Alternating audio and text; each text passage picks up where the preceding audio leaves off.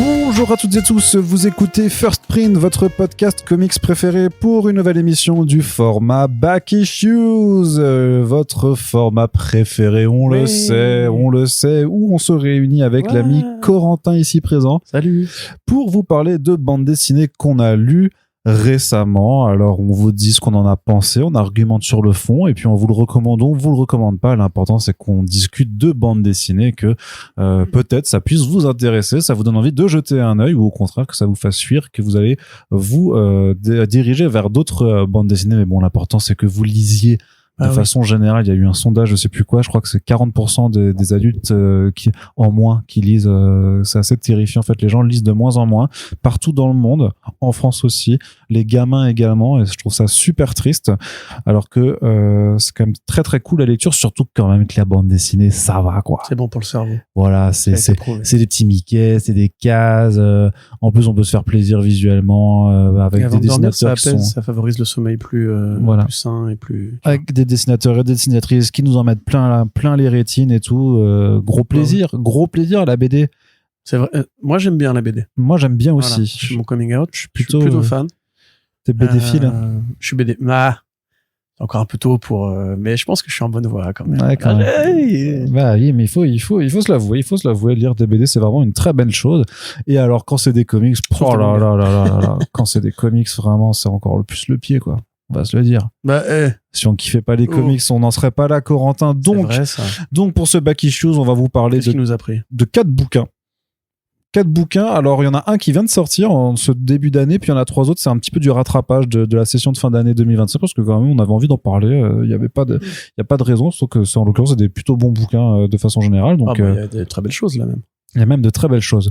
Donc, pour commencer juste avec un bouquin qui vient de sortir en ce début d'année, c'est par un auteur que Corentin aime beaucoup. Est-ce que c'est un de tes auteurs préférés? C'est peut-être un de tes auteurs préférés aussi, mine de rien, quand même. Brian Lee O'Malley. Je sais pas si je dirais. Il produit tellement peu. C'est pour ça.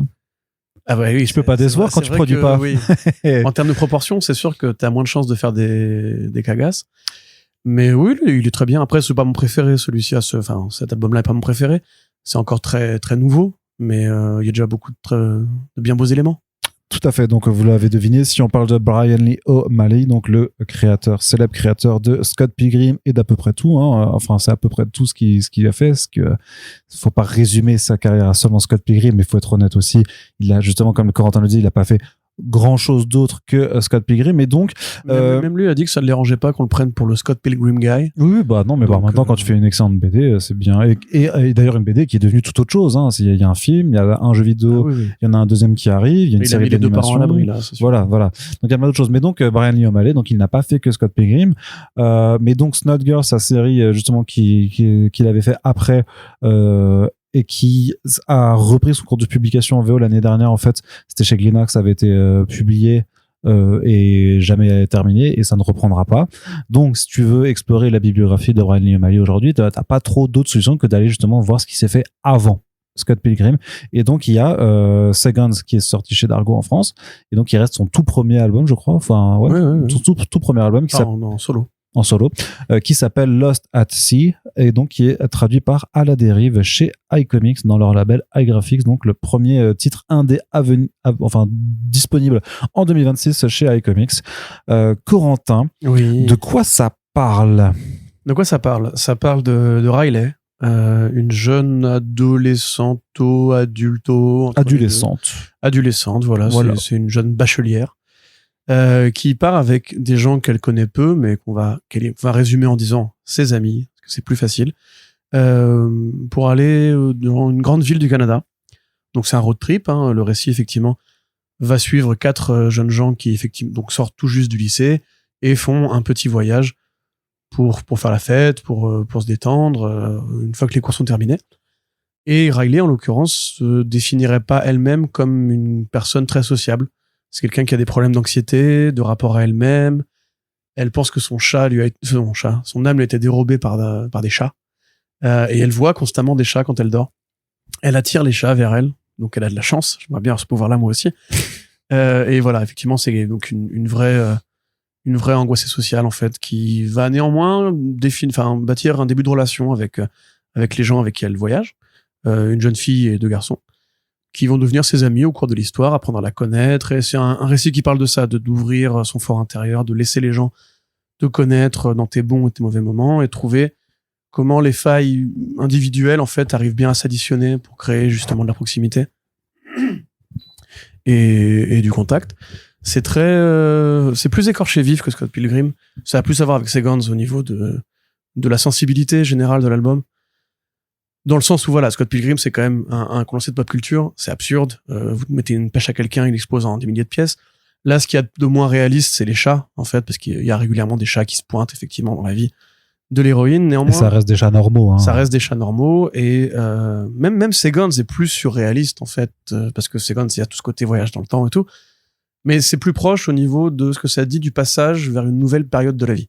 C'est-à-dire que c'est, en fait, tu quittes l'enfance et tu trimbales, en fait, tout ça, tes souvenirs de collège, d'enfant, enfin, d'enfant, de primaire, d'expériences que t'as menées, en l'occurrence avec des forums de discussion en ligne, avec ta famille, tes ex, tes premiers émois amoureux. C'est quand tu fais la synthèse de tout ce qui t'est arrivé dans la construction familiale, amicale et amoureuse. C'est ça, exactement. Et donc, dans les deux cas, Lost at Sea définit le fait de passer dans la vingtaine et Sequence de passer dans la trentaine. Et avec des héroïnes dans les deux cas, on pourrait même se dire que l'héroïne de Sequence, c'est un peu une nouvelle Riley, parce qu'ils ont quand même beaucoup de points communs. Même si Riley, là, et c'est un petit défaut pour moi, c'est que justement, ça sent le premier projet. C'est écrit un peu in situ. On sent que Brian Lee O'Malley était jeune. Lui-même, il venait d'arriver dans la vingtaine quand il a fait cet album. Et autant, c'est assez impressionnant pour un gars qui débute de produire un truc aussi épais, avec des vrais moments, des vraies belles scènes, tu vois, genre quand ils font du trampoline, c'est trop mignon, les scènes de rêve sont toujours très réussies. Mais à l'inverse, il y a peut-être pas des maladresses. Il y a une question de dosage au niveau du texte. Ouais. Parce qu'évidemment, on a tous été ados, donc on peut facilement se mettre à la place de Riley. Et le fait est que je pense que Brian Lee O'Malley, lui-même, commençant un peu sa carrière, a eu besoin de charger un peu la mule pour être bien sûr qu'on comprenne là où il voulait en venir.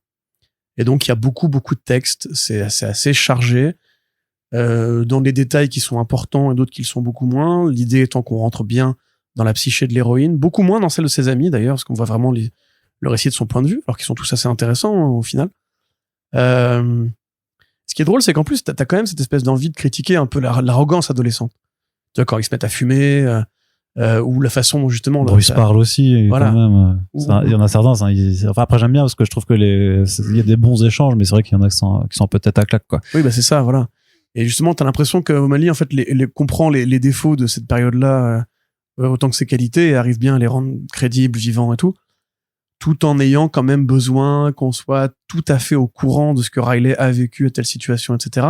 Ce qui fait que ça alourdit un peu, à mon sens, la lecture. Je vous cache pas, hein, moi je l'ai lu il y a un petit bail, hein, c'est Lost at Sea. En première lecture, il y avait quand même des paragraphes que j'ai sautés. Honte sur moi, il faut jamais dire ça quand on est fan de littérature ou de BD, mais voilà. Ça a dû m'arriver une fois ou deux. Au niveau graphique, alors j'ai pas vu l'édition française, moi, mais c'est bien la version en bichromie, du coup. C'est pas la version noir et blanc. Oui, il y a des couleurs. C'est ce que je disais, voilà, qu'ils avaient fait, parce que c'est Oni, je crois, qui l'a fait aux États-Unis. Oni Press, il me semble. Bah oui, comme Scott Pilgrim. Au départ. Donc le fait est que ça avait été réédité pour les 10 ans de Lost at Sea, à l'aune du succès de Scott Pilgrim, hein, évidemment. Et ils avaient fait une version recolorisée. Qui est beaucoup plus jolie parce qu'elle instille justement un sentiment, oui, je vois très bien. Un sentiment supérieur au niveau de la morosité du récit, des éclairages. Parce que la version noir et blanc, elle est très brute. Hein. Et dans ce contexte-là, les textes, enfin, les grandes plages de texte dont tu vois, je parle, avec sans ces détails, c'est très très aride. Là, ça fait un peu, tu sais, comme le Lost Dogs de Jeff Lemire, quoi, son tout premier truc aussi, qui est très, ouais, c'est un peu ça. Très dur à aborder. Alors que là, en plus, voilà, les couleurs donnent des infos de sensibilité aussi sur comment se sentent les personnages. Tu sais, quand ils sont colorés en plein, quand les deux filles sont colorées en plein, tu comprends qu'elles ont vécu un truc ensemble, etc. Les scènes de nuit sont plus belles, comme ça aussi. Donc c'est vraiment, je pense, la meilleure édition à avoir. Après, bon, elle est un peu classique, peut-être. Le choix de la cover, moi, me paraît pas si pertinent. Mais c'est la cover de la réédition des 10 ans, encore une fois. Donc ils ont fait un bon choix de fidélité, en tout cas au format. Oui, avec le dos rond qui va toujours bien pour donner cette allure de roman graphique. Hein. De toute façon, c'est clairement la ligne un petit peu maintenant adoptée par iGraphics. Pour les Indes, en tout cas, on retrouvera plus trop de titres de séries, en tout cas. Je pense que maintenant, ça ne sera que des titres en récit complet. Moi, si j'étais eux, je ferais Snot Girl, par contre, pour avoir tout. Bah ouais, mais le truc, c'est que republier une série qui a bidé la première fois, c'est compliqué. Après, maintenant, je sais pas si la série elle est complètement finie ou pas, mais je crois pas, parce qu'en fait, c'était, ils ont, c'est un peu comme le Battle Chaser, quoi. Ils ont conclu l'arc en cours pour poursuivre l'histoire, mais tant que t'as pas toute l'histoire complète, tu fais des fois 10 numéros, tu vois, tu fais des deluxe, t'en fais 2. Ouais, mais si t'as pas la certitude d'avoir la fin, c'est compliqué. Hein. Ouah.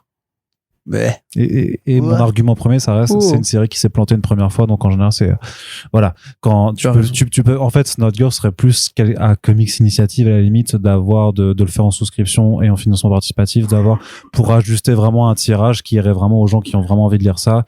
Là, pour une boîte standard en fait et qui en plus appartient à un groupe comme Hachette, je pense que tu peux pas trop te permettre de tirer un bouquin où t'es à peu près sûr que tu vas faire que 300 ventes, quoi. Ouais. Donc voilà.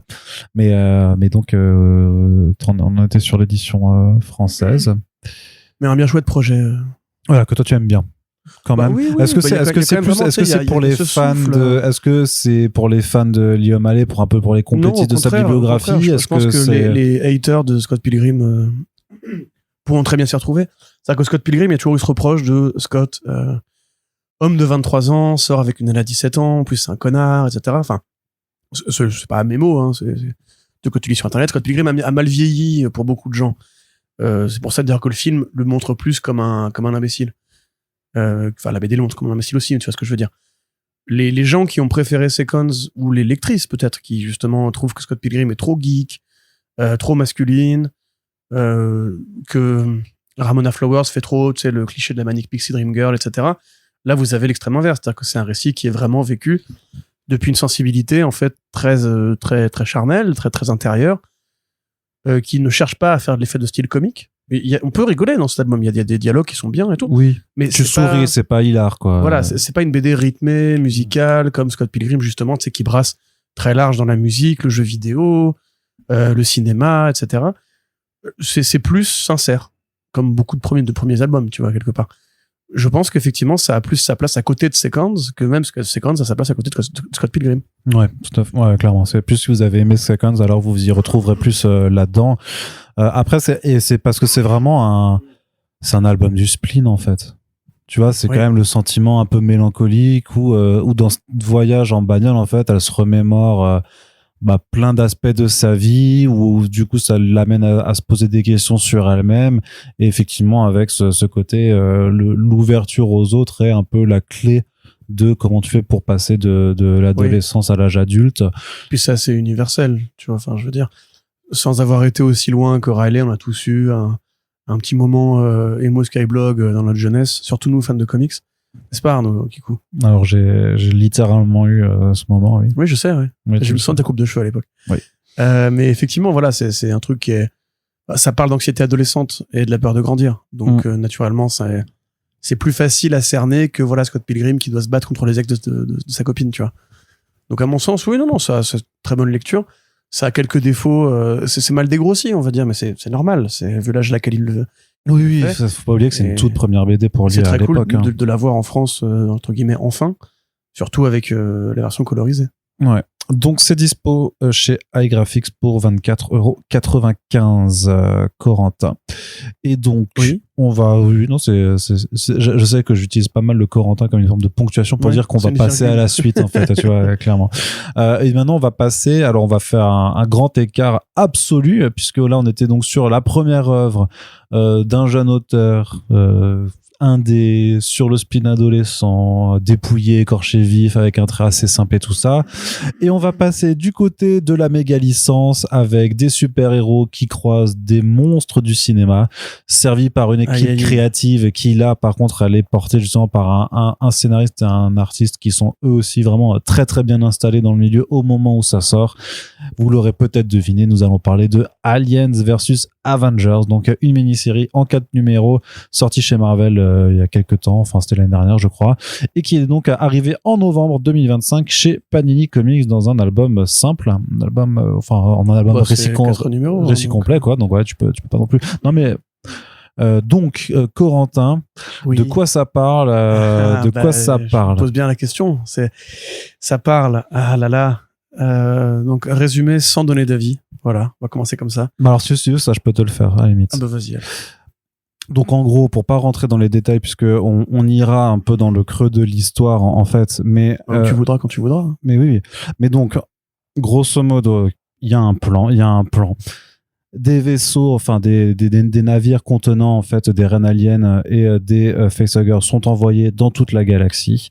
L'idée, en gros, c'est de détruire toute forme de vie existante dans l'univers. Donc, il y a un de ces vaisseaux-là qui est arrivé sur Terre. Ça a provoqué une multiplication d'aliens et de xénomorphes sur la planète. Quasiment toute l'humanité a disparu, sauf dans une seule ville, en fait, où il reste encore quelques super-héros, donc dans un futur distant, qui essayent de survivre. Et en gros, on va suivre le dernier combat de l'humanité pour sa survie, aidé de quelques super-héros vieillissants pour le coup, parce que voilà, oui, ça, ils sont assez âgés. Stark est mourant. Voilà, ils sont tous vieux et chauves pour beaucoup d'entre eux. Et donc voilà, ça c'est vraiment le pitch global, c'est la survie de l'humanité après en fait une invasion alien qui a atteint la Terre et qui a quasiment tout décimé. Est-ce que je résume bien? C'est bien. Voilà, ça c'est le pitch, c'est le pitch quoi. Ouais. Et alors, j'ai énormément de problèmes avec cette BD. On peut peut-être commencer par les énumérer. Je trouve que la structure a ni queue ni tête. Déjà. Ces 4 numéros, t'as pas un sentiment de progression au sein de ces 4 numéros. Je suis pas d'accord. Peut-être t'as bien aimé, du coup. Ouais. T'aimes bien Alien Covenant aussi. On va vraiment avoir ce débat pour de vrai, enfin, ça y est. C'est le moment. Mais je reviens juste déjà sur le côté technique. C'est, pour moi, en fait, la BD commence et s'arrête en même temps. Il y a un problème de cohérence générale. Ce qui résout la BD, ça n'a aucun sens. Déjà qu'il n'ait pas vu ça avant. Mais en plus, dans le premier numéro, on voit, c'est pas un spoil du coup, mais on voit que les facehuggers et les symbiotes s'annulent. Alors, quand après Valeria Richards te dit, j'ai fait toutes les recherches pour essayer de les vaincre et rien n'a marché. Mais frérot, les symbiotes, ils sont sur Terre depuis très longtemps, surtout à l'âge où vous êtes maintenant. T'en as un, quoi. Enfin, t'en as quelques autres, mais bon, oui. Et puis là, c'est un monde dans lequel il a fusionné avec Miles Morales, donc elle aurait pu faire des recherches sur Venom directement, tu vois. Que Valeria Richards, qui est quand même censée avoir l'intellect de son père, ou voire peut-être plus intelligent encore, c'est l'être humain le plus intelligent du cosmos et du multivers, etc., n'a pas pensé à tester la substance symbiotique sur les xénomorphes, parce que, je suis désolé, bon là, c'est du spoil, mais on est un peu obligé, en même temps, il est sorti en novembre, donc c'est un peu ça qui résout la BD, c'est en fait les xénomorphes peuvent battre les aliens, c'est vraiment un truc aussi con que... les Venom, les symbiotes, les Clintar peuvent battre les symbiotes, voilà, les Clintar peuvent battre les xénomorphes, les symbiotes peuvent battre les aliens, et c'est ça en fait, c'est vraiment ça qui résout l'album. Je trouve ça absolument incohérent, absolument inconsistant. L'explication qu'il donne, qui est parasite plus parasite, ça s'annule, c'est un truc d'enfant de 5 ans. Ce côté carte Pokémon de t'as type feu, j'ai type herbe, voilà, c'est bon, c'est terminé. Tout le côté fataliste, pour moi, n'a pas de sens. C'est l'univers Marvel, tu vois, je veux dire, ils peuvent, quand ils veulent, quitter la Terre. Et puis, au niveau logique, ça ne tient pas debout. La BD, le problème, c'est que c'est une BD de licence. Marvel a les droits de la licence Alien, qui est dans le catalogue des propriétés Disney. Donc, ils sont obligés de dire et de respecter le mythe que le xénomorphe est le tueur parfait. Et la race la plus évoluée pour le massacre, etc. Mais on est dans l'univers Marvel, les gars, où il y a des sorciers, où il y a des dieux cosmiques, où il y a des mutants, enfin, mais Wanda, toute seule, elle bat une armée d'aliens. Le Sentry, tout seul, il bat une armée d'aliens. Les xénomorphes, tout seuls, des mitrailleuses peuvent les tuer. Donc, quand t'as un héros comme le Hulk, qui perd face à une armée de xénomorphes, pour moi, ça... Parce que c'est une armée. Mais certes, peut-être. Mais... L'union, enfin le nombre fait la force, en l'occurrence, parce qu'ils sont complètement submergés, parce que tu comprends bien que une planète Terre où il y avait 5 milliards d'êtres humains, enfin pardon, en plus on est 8 je crois aujourd'hui maintenant, ou 7 ou 8, où il y a 8 milliards d'êtres humains, ben ça fait potentiellement 8 milliards de xénomorphes. Tu à un moment, même le Hulk et même un Sentry peut pas être, il est submergé, tu vois ce que je veux dire? C'est ça en l'occurrence. De toute façon, c'est là que tu comprends tout le temps dans les scènes. Effectivement, Hulk lui-même, il peut en buter, même Iron Man, n'importe qui peut buter déjà pas mal de nombre de xénomorphes, mais à la fin, en fait, le fait c'est qu'ils sont submergés par le nombre. À mon sens, le xénomorphe, il a une force d'ours, tu vois. Enfin, c'est pas. Enfin, je suis désolé. Moi, la menace ne me paraît pas cohérente par rapport à la dimension de ce que ça attaque. Comme dit, c'est le nombre. Tu vois, c'est comme si, par exemple, j'essaie de trouver on faisait un crossover Terminator contre l'univers DC. et que pour respecter le canon du Terminator, qui est que naturellement il va réussir à envahir toute forme de vie, parce que c'est le pitch de base du film. Et on te montre un futur possible où en fait il resterait plus que Superman, Wonder Woman, le Martien, etc. Et t'as envie de dire non, pardon. Superman, il va dans une armée où il y a 10 millions de Terminators autour de lui. Ils ne peuvent pas le blesser. Aucun d'entre eux ne peut le blesser. Il fait un mouvement de bras, il en tue 10 000. Là, c'est pareil. Du coup, je me dis, j'aime beaucoup les aliens. Tu sais que c'est ma préférée, le 1 au 4. Mais là, je veux dire, si un Predator dans AVP a réussi à zigouiller 3 aliens et une reine avec une lance et un filet, je peux pas croire. Moi, je suis désolé, je suis stupide. J'admets mon côté gatekeeper, par contre. Attention, hein. C'est pas une critique qui est. Oui, parce que là, c'est pas une critique qui est très raisonnée, quoi. Au final, c'est juste, ça marche pas comment moi j'imagine que l'univers il marche. Après, on va rentrer dans le vrai gatekeeping. Tu vas voir que ça va être beaucoup plus. Ah ouais. En fait, j'aurais pas dû. Mais surtout au niveau technique, c'est pas cohérent quand on te dit qu'on a fait toutes les recherches possibles pour endiguer le problème et que personne n'a pensé à demander au fait le symbiote, est-ce que ça marche? Ça m'énerve. Ça m'énerve aussi que Hickman s'en serve pour reclasser des idées comme. Putain, mais c'est pareil. Attends, les xénomorphes qui attaquent Attilan, mais Black Bolt, il peut tuer une planète en criant, en fait. Voilà, pas m'énerver, c'est pas grave. Donc, c'est d'accord. Ça m'agace vraiment. Au niveau technique, vous croyez que c'était quelqu'un de très... Le découpage des numéros est très bizarre. Le rythme de la BD est très bizarre. Les flashbacks, je ne les comprends pas.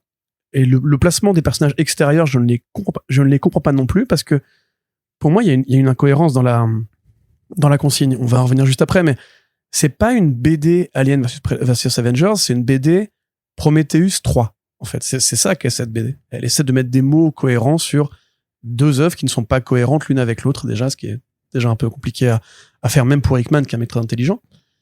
À côté de ça, il va rentabiliser l'empire spatial du Wakanda. Ouais. Au début. Tu les revois pas avant la toute fin. Bah oui, c'est le Deus Ex Machina, Corentin, c'est normal. Oui. Bah oui. En cours d'intrigue, on te rajoute un nouveau vilain, avec un nouveau plan secret. C'est des enjeux ultra différents entre le numéro 1-2 et le numéro 3-4. C'est très mal équilibré, je trouve. C'est très mal dosé. Il y a aussi un problème, je trouve que Hickman ne sait pas s'amuser. Généralement, pourquoi on lit ce genre de conneries? Les crossovers entre licences. Parce qu'on veut voir du ludique. On veut voir les Power Rangers, pour tous les Tortues Ninja, porter le costume des Power Rangers, ou à l'inverse, Batman transformé en chauve-souris mutante avec les ninjas, tu vois. Là, en l'occurrence, il y a une mutation. Parce que c'est le principe de l'alien. L'alien, il rentre dans un corps et en fait, il se nourrit de l'ADN qu'il a en sa possession pour devenir une créature extérieure. C'est comme ça que le Prédalien est né dans Alien vs Predator 2. Là, tu pourrais dire qu'il y aurait des millions de mutations à faire. Un alien Diablo, par un alien X-Men, un alien Shi'ar, Kree. Tu vois, il y a beaucoup de races qu'ils auraient pu utiliser. Un alien Groot aurait pu être marrant, tu vois. Et un alien Rocket Raccoon. À la place, ils ne font pas ça, en fait, parce que le seul alien mutant que tu as, il intervient assez tard quand même. Il a pas un design, il est grand et rouge, quoi. Et en fait, c'est à la toute fin qu'il se rappelle que tu peux t'amuser avec ça, avec Venom, justement. Mais c'est trop tard, tu vois. En fait, t'as pas beaucoup graillé. T'avais une BD très sérieuse, et c'est très lourd, en plus. C'est très pesant, c'est très sérieux, hein. Il a voulu, je pense, vraiment faire du Ridley Scott, au niveau de la matière et tout. Et il te parle, en plus de trucs que Ridley Scott avait évoqué dans Prometheus, tu sais, c'est le fameux monologue de Ian Malcolm dans Jurassic Park, tu sais, Dieu crée les dinosaures, Dieu détruit les dinosaures, Dieu crée l'homme, l'homme détruit Dieu, Dieu crée les dinosaures. Et c'est en fait ça, cette réplique, c'est la morale de ce que Spielberg te dit dans Jurassic Park. C'est qu'en fait, en voulant jouer à Dieu, l'homme crée les dinosaures à la fin. Voilà. Quoi, du coup, en voulant jouer à Dieu, l'être humain trahit l'ordre naturel des choses. Et ça, c'est justement un truc qui est dans Prometheus. Dans Prometheus, en fait, on confronte enfin l'humain à la vie qu'il a créée, la vie synthétique, artificielle, donc qui est incarnée par David. Et en fait, cette vie, un petit peu comme Lucifer, n'accepte pas la nature. Parce qu'elle n'est pas liée à la nature. Dans la nature, l'homme ne crée pas la vie autrement que par la procréation. Donc ça veut dire en fait que maintenant qu'on a créé un truc qui est antinaturel, ce machin-là va nous buter. Et c'est ce que Ridley Scott dit maladroitement dans Alien Covenant, avec un David qui retourne sa veste et qui décide d'aller tuer les ingénieurs et de prendre avec lui les xénomorphes pour détruire toute forme de vie dans le cosmos, parce que lui représente un peu l'immanence éternelle, c'est l'intellectuel qui sait tout, a tout vu, c'est ChatGPT avec la gueule de Fassbender, qui du coup te dit la vie organique n'est pas cohérente puisqu'elle est amenée à échouer, à s'éteindre. Moi, je suis une œuvre d'art, donc un petit peu comme Ultron dans la série What If, tiens, quelque part. C'est moi qui dois dominer puisque contrairement à vous, je ne suis pas faillible autant. Alors encore une fois, c'est très mal fait dans Covenant. Tout ça, c'est vraiment, je pense que ce que Hickman en a retenu, parce qu'il fait dire ça à ses David à lui. Parce que du coup, spoiler alert, il y a David dans cette BD. qui refait la scène d'explication du flashback où David tue les ingénieurs. J'ai eu un stress post-traumatique énorme parce que moi, vous savez, Covenant, je déteste ce film. Je pense que c'est vraiment une insulte à la race humaine et à toute forme de vie. Le fait qu'Arnold ne l'aime pas, pour moi, dit des choses quand même. Mais le fait qu'il refasse cette scène et qu'en plus il mette des dialogues pour essayer d'expliquer un peu mieux ce que Scott a réussi à essayer de faire, mais sans forcément l'expliquer. Le fait qu'après David traverse les dimensions jusqu'à l'univers Marvel, où encore une fois, l'univers Marvel n'a pas été créé par les ingénieurs. C'est les Celestials qui ont créé la vie dans l'univers Marvel. C'est Maître de l'évolution qui a créé un peu la vie, ou enfin quelques formes de vie, ou enfin je sais pas. C'est les dieux cosmiques en fait. Donc en théorie, si David voulait se faire kiffer, il aurait plus intérêt à aller chasser du Celestial plutôt que des super-héros terrestres, quoi. Évidemment, ce serait moins vendeur, mais enfin bref, voilà, et puis alors vraiment, non mais qu'on nous refasse la scène avec les ingénieurs qui toujours n'ont aucune réplique, parce que ce serait quand même trop compliqué de nous expliquer que la race fondamentale qui a créé la vie, enfin on suppose qu'elle a créé la vie, parce que dans Prometheus, t'as une scène d'intro où le mec se dissout dans la flotte et c'est tout. On se rappelle quand même, c'est tout. On ne sait pas du tout qui est ce Prométhée, qu'est-ce qu'il nous voulait, nanana. Moi je suis désolé, j'ai pas eu les précédentes versions du script ou le hardbook. Je ne sais toujours pas de quoi parle Prometheus. A priori, ça parle d'un vieux qui veut devenir immortel en allant rencontrer les dieux. Voilà. Et à côté de ça, Alien Covenant, c'est rien du tout, Alien Covenant. Mais du coup, le fait d'avoir préféré parier là-dessus, en fait, plutôt que de faire ce que faisait DC et Dark Horse avant, c'est-à-dire vraiment simplement un jeu de massacre un peu ludique où tu prends des héros qui pourraient effectivement être pris pour cible par les xénomorphes, ou de faire simplement un gardien de la galaxie dans l'espace. Tu fais un gardien de la galaxie avec la logique xénomorphique, où un des gardiens se fait bouffer par un facehugger, la créature perfore son... Encore une fois, je disais Groot et Rocket Raccoon, ça pourrait très bien être ça, tu vois. Et tu fais un vrai huis clos dans l'espace, comme Caliban, comme tous ces putains de films géniaux qu'on aime de huis clos dans l'espace. C'est pourquoi on a aimé Alien au départ, ceci étant. Et à la place, Hickman fait un world building extrêmement compliqué, à mon sens, franchement incohérent par rapport à certaines lectures de personnages, même avec ses propres runs. Krakoa est encore là, et Arakko aussi. Ok. Tu te dis même pas que l'être humain, du coup, aurait pu migrer sur Mars, puisqu'il y a des colonies martiennes, du coup, depuis le début. C'est pas Alien, c'est Prometheus. Les David n'ont même pas la gueule de Fassbender, d'ailleurs. Pourquoi ils sont 3? L'huile noire, on t'explique toujours pas ce que c'est. Non, moi, franchement, j'ai détesté cette BD. Et j'ai détesté cette BD. Je trouve qu'elle est incohérente, elle est mal foutue, elle rappelle les pires choses de l'univers Alien, tout ce qui n'est pas canonique, puisque l'univers Alien s'arrête avec Alien 4. Et c'est tout. Vous avez des comics si vous voulez faire autre chose avec Alien, ou quelques jeux vidéo. Pourquoi ça s'arrête avec le 4? Mais parce que Prometheus n'est pas cohérent avec le reste de la marque et de la saga Alien. Rien dans l'univers de Alien te dit ces mecs-là ont été créés en même temps que l'être humain, par la même truc, par une huile noire, machin. Non. Il y a des reines qui pondent des aliens. C'est tout. Il n'y a pas de dieu, il n'y a pas de mec qui se dissout dans la flotte et compagnie. Il y a un space jockey. On ne sait pas ce qu'il veut ni ce qu'il fait là. A priori, la théorie dominante, c'était que c'était un mec qui travaillait. C'est un ingénieur, le space jockey, de toute façon. Bah oui, mais ça n'existait pas, les ingénieurs, avant. C'est un truc qui a été rajouté dans Prometheus. Bah maintenant, on le sait. On te dit pas qu'ils ont créé la vie avant, tu vois. Enfin, non. Bah, ils transportaient. Et de la même façon qu'avant, les robots, c'était des sbires affreux, quoi. Alors qu'après, avec Prometheus, c'est vraiment l'allégorie de la créature la création qui tue la créature, ou l'inverse. C'est très prétentieux de faire une BD pareille avec juste 4 numéros où le but c'est quand même de te filmer de montrer à la fin un xénomorphe Venom qui bute un xénomorphe Sinister, tu vois. T'as pas besoin de charger autant la mule pour franchement un plaisir qui devrait juste être ludique et con. Je suis désolé, j'ai préféré lire Spider-Man contre Predator, hein. Et pourtant j'ai pas du tout aimé cette BD, mais là en plus qu'on gâche le temps des Sadri Beach pour ça, quoi. Oh, puis Hickman qui peut pas s'empêcher de faire un truc tellement pédant, quoi. Enfin, c'est... j'ai détesté cette BD. C'est chaud, c'est fou. Je vais te laisser en parler, Arnaud, mais moi, vraiment, ça m'a pas... C'est fou, quoi. Voilà. Parce que moi, je me rappelle très bien qu'à la lecture du premier single issue, j'étais un peu déçu. Enfin, je savais que mes attentes étaient, et puis en le relisant après, plus tard, là, en lecture complète, je trouve que ça passe super bien.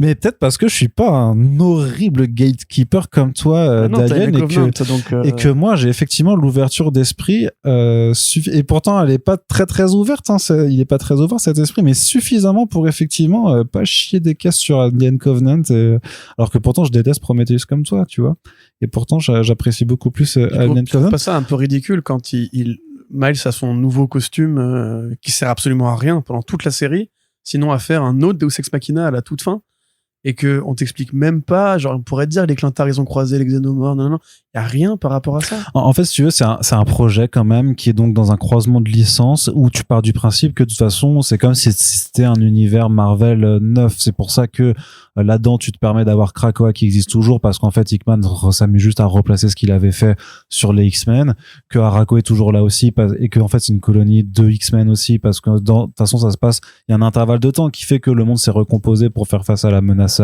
alien. Et moi, je pars du principe que, en tout cas, moi, je pars pas du principe que oui, il y a le Sentry et Wanda, elles sont beaucoup trop fortes, donc elles pourraient vraiment faire ce qu'elles veulent face aux Xénomorphes. J'ai pas du tout. Le mec, il te donne des codes de geek comme ça. Hein. Parasite contre parasite, ça s'annule. Oui, mais parce que c'est un parasite. Donc je vais fusionner tous les pouvoirs des X-Men dans un seul xénomorphe. Attends, il y a quand même une logique Digimon dans cette. Mais non, mais attends. Moi, je te dis que je pars justement pas du principe qu'on est justement dans une poche dans un univers de poche qui va avoir ses propres règles. Donc justement, je me base pas sur des choses où j'essaierais de rationaliser la chose parce que de toute façon ça n'a jamais eu aucun sens en fait d'essayer de faire des échelles de puissance entre des créatures où effectivement de toute façon le niveau la puissance du alien est totalement dépendante en fait de l'œuvre dans laquelle tu la croises quoi.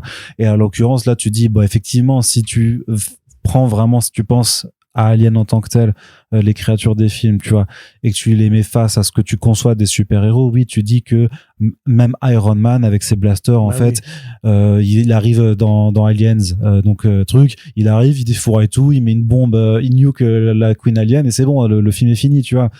Mais en partant du principe que tu veux qu'il y ait un enjeu, tu veux qu'il y ait une histoire, si tu pars de ce principe-là de raisonnement, effectivement, ça sert à rien de faire cette histoire. Non, mais et concrètement, c'est peut-être ce que tu penses, tu vois. Et moi, des gardiens versus aliens, ça aurait pu être marrant, par exemple. Oui, mais le truc, c'est que là, dans ce cas, tu juges une BD sur ce qu'elle n'est pas et pas sur ce qu'elle est. Oui, aussi, tout à fait. Parce que ce qu'elle est pas terrible.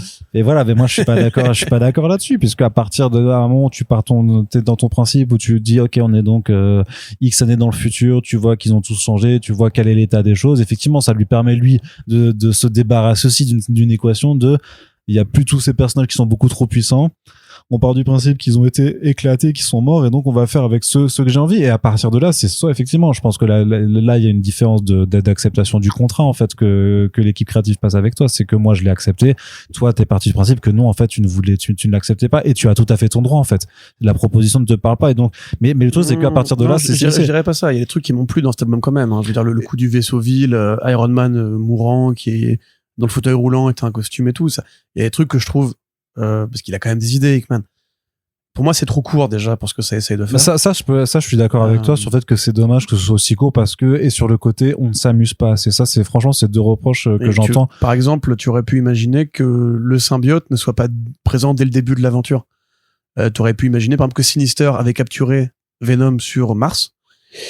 Pendant la bataille, il le libère et on réalise que la solution vient de là. Le fait qu'ils disent au début, en fait, voilà la solution qui va résoudre toute la BD, pour moi, ça, c'est un vrai défaut d'écriture. Ça fait du check-off, en fait, sauf que tu y penses pas plus que ça parce qu'au final, t'as la première interaction qui, effectivement, devrait donner la raison à tout le monde et tu ne t'en rappelles qu'à la fin, mais parce que ça fonctionne dans plein d'autres médias comme ça, tu vois. J'ai un vrai biais de stress post-traumatique. Je déteste Prometheus. Je déteste. Oui, c'est pour ça. Mais donc, moi, partant de là. Je pense vraiment, j'aimerais bien trouver une interview qui en parle. Je pense que Hickman, il doit aimer Alien comme tout le monde. Tout le monde aime bien Alien, tu vois. Mais je pense qu'il avait vraiment envie, en fait, de solutionner cette équation qui a jamais été solutionnée. Parce qu'il n'y a pas vraiment eu de Alien pour faire suite à Covenant. C'est bien dommage.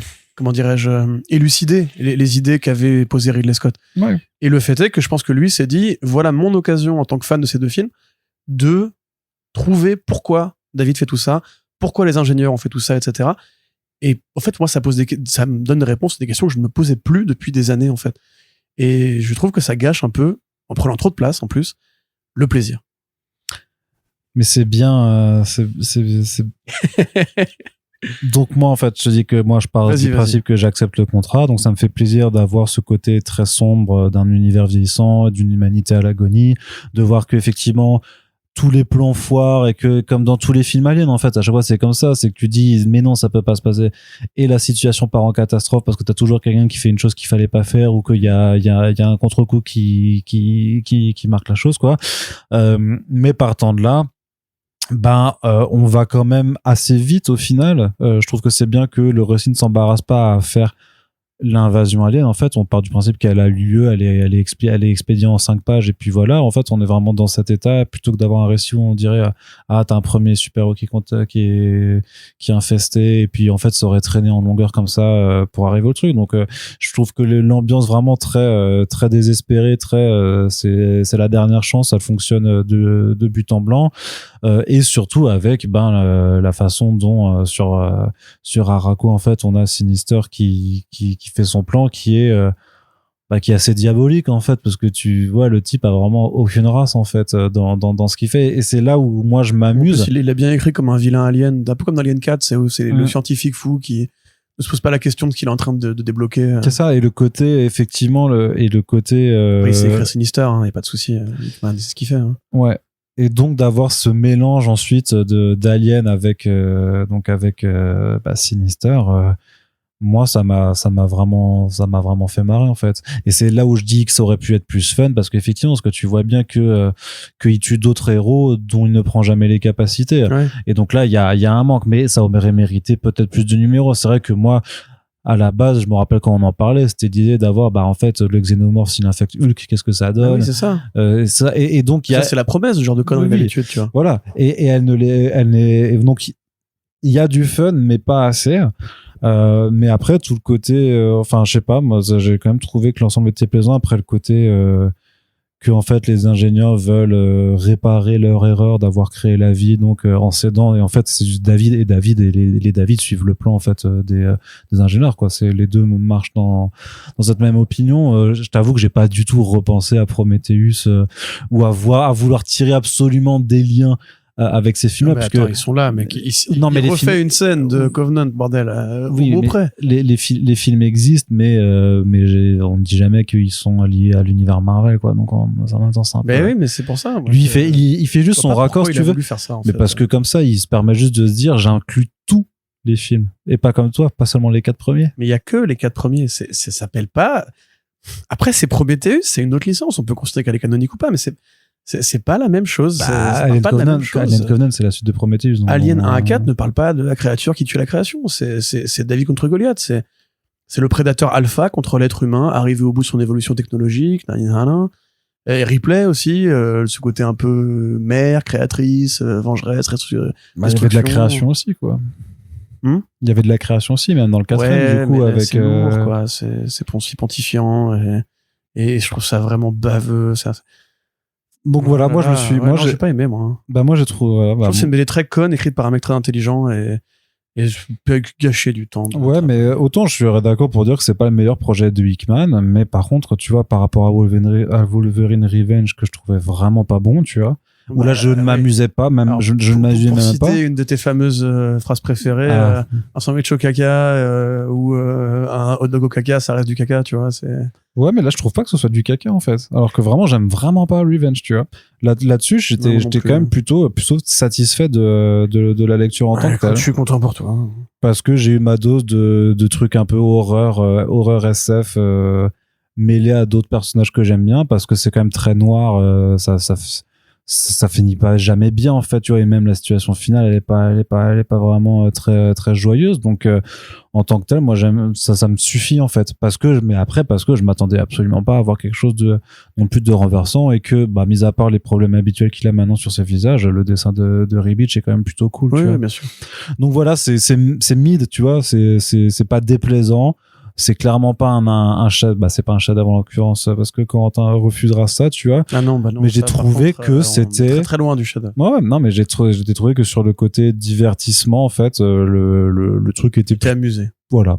Le truc était plutôt amusant. Je n'ai pas envie de t'arracher ce droit. En l'occurrence, non, mais on a bien compris que toi, par contre, oulala. Ah non, mais pour moi, franchement, Si vous avez pas aimé Prometheus et Covenant, fuyez.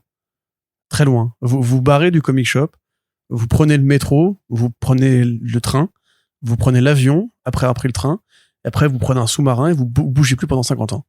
En espérant oublier ce comics. Quand on a l'impression que t'en fais un peu des caisses. Un petit peu, peut-être. T'en fais un peu des caisses quand même. Non, mais pas vraiment. Moi, j'étais très déçu de Hickman. Très déçu.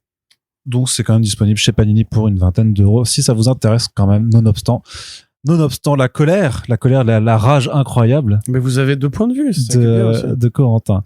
Alors, sur les 2 prochains, peut-être qu'on sera un peu plus d'accord. On reste avec des aliens, mais d'autres formes d'extraterrestres, puisque c'est à Absolute Martian Manhunter qu'on s'intéresse, donc de Dennis Camp et Javier Rodriguez. Ben voilà, ça c'est de la BD, ça. Donc le 5e album des titres absolutes à être sorti en France après la Trinité initiale et le Flash. D'ailleurs, il faudra qu'on en reparle du Flash aussi, peut-être, de Jeff Lemire. Mais qui est peut-être le plus bizarre ou le plus unique, ou, enfin, vous pouvez même ne pas être fan de super-héros, lire cette BD. Oui, tout à fait. C'est vraiment vendu, de toute façon, même aussi dans le discours officiel, hein, comme c'est comme si c'était de l'indé, hein, de l'indépendant. Ouais, c'est des personnes qui viennent plutôt de l'indépendant.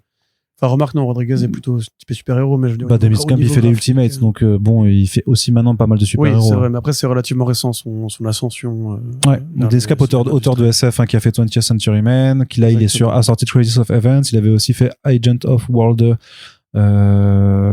oui. Où à chaque fois, c'est toujours l'artiste russe dont je ne me rappelle jamais du nom, mais qui a un trait à la Geoff Darrow qui est incroyable, quoi. Donc voilà, Dennis Camp, qui était remarqué pour ce titre de SF, à qui on a proposé chez Marvel de faire les Ultimates, et donc chez DC du Absolute Martian Manhunter. J'y vais? Ouais, d'accord. Allez. Bah écoutez, vous connaissez le Martien. Le limier martien en VF. Vous connaissez le Martien dans la mythologie DC Comics, qui effectivement, dans certaines versions du canon, se fait d'abord passer pour un agent du gouvernement. Dans New Frontier, par exemple. Je crois que c'est aussi le cas dans la série La Ligue des Justiciers. Enfin bref, voilà, donc vous voyez l'idée. Camp prend cette idée à l'envers en expliquant que le Martien n'est pas un alien qui se fait passer pour un humain, mais un humain qui a été... qui devient le réceptacle d'un esprit extraterrestre. Pas d'un corps extraterrestre, mais d'un esprit extraterrestre. Le Martien vert, en l'occurrence. À la suite d'une explosion. Voilà. John Jones, c'est toujours son nom, il n'a pas changé, qui est un agent d'une petite ville, d'une ville moyenne, mais voilà, il a quitté Washington avec sa femme et son fils. Un jour, un terroriste menace de faire exploser une bombe, la bombe pète, John Jones survit, et à son réveil, il a des visions. Il entend des voix, il entend les pensées des autres, qu'il voit comme des sortes de fumées multicolores. Et il y a un gros thème par rapport à la fumée, à la brume dans cette série. Et il réalise rapidement en fait que c'est pas que des voix dans son esprit, que effectivement il y a une créature cyclopéenne verte qui se fait appeler le Martien, mais c'est une allégorie, il n'est pas vraiment de Mars, qui en fait est là pour lui communiquer un message. Le Martien blanc arrive, il faut qu'on combatte parce qu'il n'y a que nous qui pourrons réussir à l'empêcher. Alors qui est le Martien blanc? Qu'est-ce qui se passe? Sous quelle forme tout ça va-t-il déboucher? Et ben voilà. Et c'est une vraie série de super-héros expérimentale. Et ça fait bien plaisir parce que ça faisait longtemps qu'on n'avait pas eu le droit à ça. C'est presque proportionnel à la révolution qu'a été la série Hawkeye de Fraction et Aja dans le côté un peu labyrinthe. Dans le côté, on peut prendre cette histoire comme vraiment une série de one-shot avec un fil conducteur évidemment, mais comme une vraie série de one-shot qui veulent pousser plus loin en fait les codes de ce que tu peux faire en mainstream. De ce point de vue-là, c'est quand même très très riche. Il n'y a pas une page où il n'y a pas une idée graphique. Il n'y a pas une page où il n'y a pas une case que vous allez remarquer. Par moments, ça ressemble à de l'animation. Vous voyez, je vous prends le générique du film Les Indestructibles, par exemple, ça ressemble beaucoup à ça, avec des postures très art déco, très stylisées, avec des lignes droites, des grosses plages d'ombre impressionnantes et tout. Il faut souligner d'emblée que les couleurs sont ultra importantes pour la réussite graphique d'ensemble. Hein, c'est Rodriguez qui met en couleur aussi, non? Parce qu'il était coloriste avant d'être dessinateur à temps complet. C'est lui qui avait colorisé la série Daredevil de chez Marvel, de Mark Waid. À l'époque de Marvel Now. Ouais. Donc, voilà, avec Marcos Martin et Pablo Rivera. Exactement. Il sait très bien ce qu'il fait. Et donc, effectivement, le Martien, alors, c'est plutôt des teintes descendues dans le civil. Vous avez d'ailleurs un peu du côté David Aja, parce qu'il y a pas mal de violet, pas mal de gris, pas mal d'ocre. Et le Martien, donc, lui est toujours en vert et rouge. Il y a 2 nuances de vert. Du jaune, du orange, du rouge, du magenta et du bleu ciel. Et ensemble, en fait, cette espèce de spectre chromatique va porter tous les effets de la BD. À noter que le Martien blanc, lui, est incarné par un blanc parfait qui, un petit peu comme dans Drôme, peut casser la géométrie des cases et sortir des gouttières. Donc graphiquement, voilà, encore une fois, c'est une dinguerie. C'est vraiment, il y a peu de BD qui se donnent pour challenge de faire un truc aussi recherché, aussi confus aussi, parce que on peut pas le mettre de côté. Il y a des vrais problèmes de lisibilité par moment, parce que justement, ça cherche à en faire beaucoup. Dans le même temps, il ne veut pas en faire, il veut pas que son martien soit justement juste un visiteur venu d'ailleurs qui pourrait parfaitement apprendre l'anglais et communiquer avec des codes linguistiques communs. Le martien parle souvent par allégorie, par recherche de sens. On sent qu'il a besoin de traduire ce qu'il dit et que c'est un être humain qui est une créature qui est immatérielle, cosmogonique, dont l'origine remonterait à l'aube des temps et qui ne peut pas en fait simplement expliquer à John Jones le pourquoi du comment. Donc il essaye. Il y a un travail sur le langage, il y a un travail sur le situationnel, il y a un travail sur les pouvoirs, puisque le martien rentre dans l'esprit des gens, et donc on est amené à voir comment ça, en graphique, ça peut être représenté.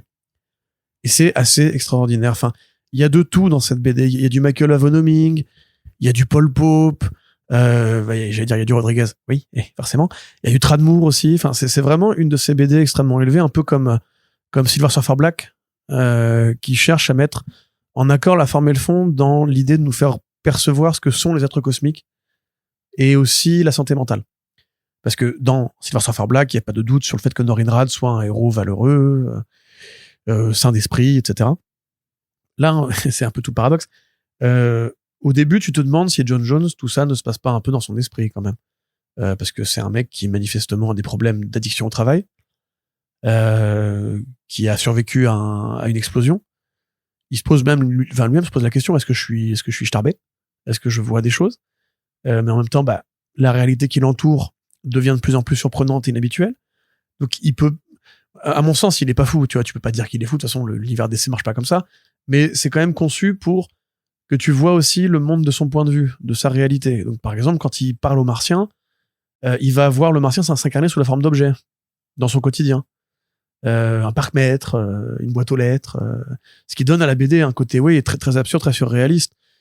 Il y a un côté un peu Twin Peaks aussi, un côté un peu David Lynch dans ce côté rêverie, et très comique aussi, très humoristique, parce que à la fois c'est tragique dans le côté le mec en fait est vraiment en train de perdre pied, et à la fois il y a quand même une espèce d'humour de série animée, de parodie un peu de cop show, tu vois, des années 50-60. C'est très tarte aux pommes aussi au niveau de l'esthétique. C'est vraiment le héros avec sa femme et son gosse, agent du gouvernement, dans une petite ville. C'est très Cartoon Network aussi, très Tartakovsky, dans les choix d'éclairage et d'ombrage. Si vous regardez les premiers épisodes de Samurai Jack, vous voyez probablement de quoi je parle. Le choix de mettre en fait des postures très simplistes et très uniformes, très monochromatiques, comme Aku. Voilà, Aku, le meilleur exemple de ça dans l'œuvre de Tartakovsky, c'est une créature qui n'est que ombre et forme. Là, c'est pareil. Vous avez un épisode où c'est la canicule, et vraiment vous avez des rayons d'ardent qui traversent des plages de colorimétrie et qui ressemblent aussi à des vieilles publicités des années 50. Enfin, c'est très très très très riche graphiquement, c'est assez exceptionnel. La narration veut en faire une sorte de Freak of the Week, dans le sens où le martien blanc fait une dinguerie à chaque épisode, entre guillemets, et John Jones doit intervenir pour empêcher que ça n'escalade, tout en manœuvrant son couple qui lui échappe. Ces scènes-là font très penser au travail de Chartier aussi sur carrément. Lasting, avec la narration distendue, l'impression de perdre pied au niveau de la mise en scène aussi, et des dialogues fermés à la Tom King, des dialogues bloqués à la Tom King. Il y a beaucoup de trucs vraiment à décortiquer pour une BD. C'est 5 numéros en France aussi. Non, c'est 6 le premier tome. Donc, tu as la révélation de qui est le martien blanc quand même.